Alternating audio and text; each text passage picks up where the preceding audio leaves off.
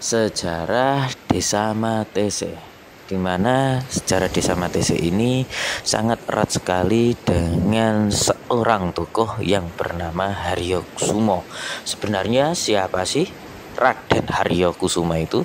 Ayo kita lanjut ke cerita. Jangan lupa intro dulu.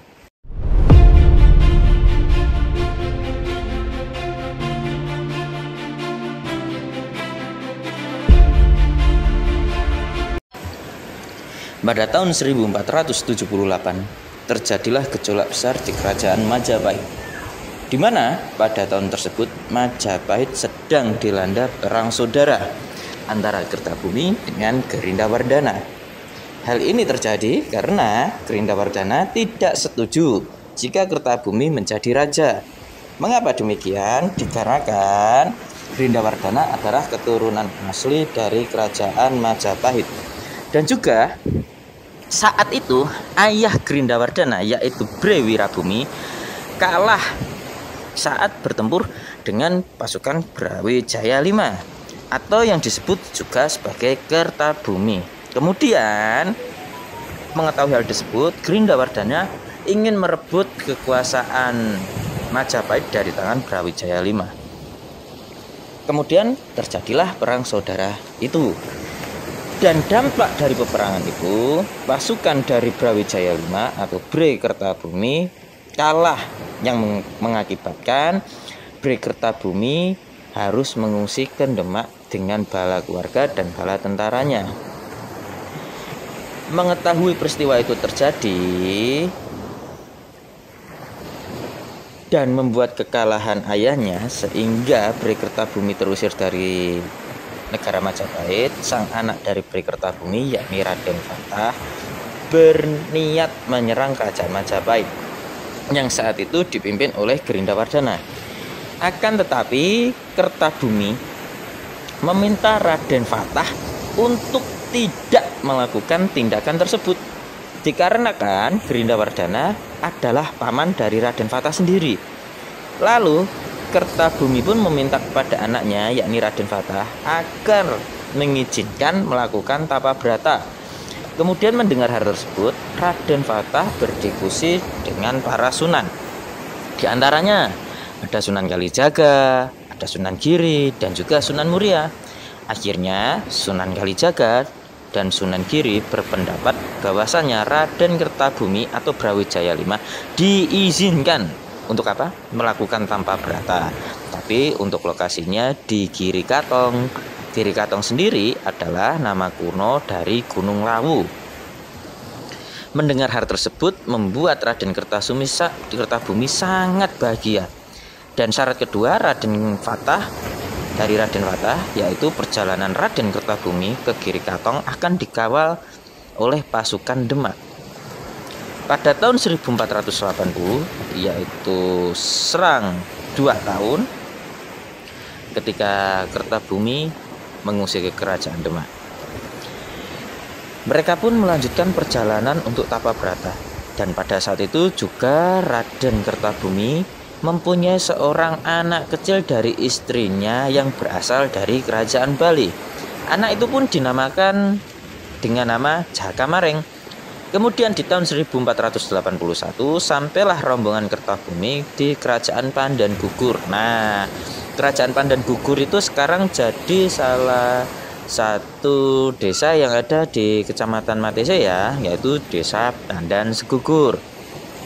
Di mana dulunya desa tersebut terdapat Kerajaan Pandan Gugur, yang dimana saat itu menjadi pusat kependudukan yang ada di bawah kaki Giri Katong atau Gunung Lawu.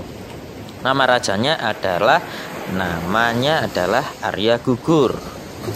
Kemudian Kertabumi menitipkan Jakamareng ke Arya Gugur dan meminta Arya Gugur tidak hanya menjadi seorang kakak baginya, tapi melainkan juga bisa menjadi ayah dan juga bisa menjadi seorang guru untuk mendidik adiknya. Singkat cerita, di saat umur Jakamareng 17 tahun, Arya Gugur memerintahkan Jakamareng untuk berjalan ke arah selatan di mana pada saat itu berada di sebuah tempat gitu ya, namanya Wanagiri. Nah, setelah mendapatkan perintahnya, Jagamaring pun melakukan perjalanan ke selatan kerajaan Pandan Gugur. Kemudian di saat Jagamaring melakukan perjalanannya, kemudian terasa capek, dia beristirahat di bawah pohon beringin yang sangat besar. Di situ Jagamaring beristirahat sambil memakan bekalnya yang sudah disediakan oleh kakaknya. Kemudian sang Jagamaring pun tertidur di bawah pohon tersebut. Setelah mendengarkan suara azan, karena di situ sudah banyak mayoritas yang sudah berpenduduk beragama Islam, tapi azannya tidak pakai toa ya, azannya pakai huruf yang sangat megah dan besar. Jagamaring pun bangun dan ingin melanjutkan perjalanannya kembali.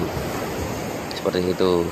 Kemudian setelah beberapa kilometer melanjutkan perjalanannya, Raden Jagamaring teringat bahwasanya pusakanya yang dinamakan sebagai Kiai Macese tertinggal di saat beliau beristirahat di bawah pohon beringin.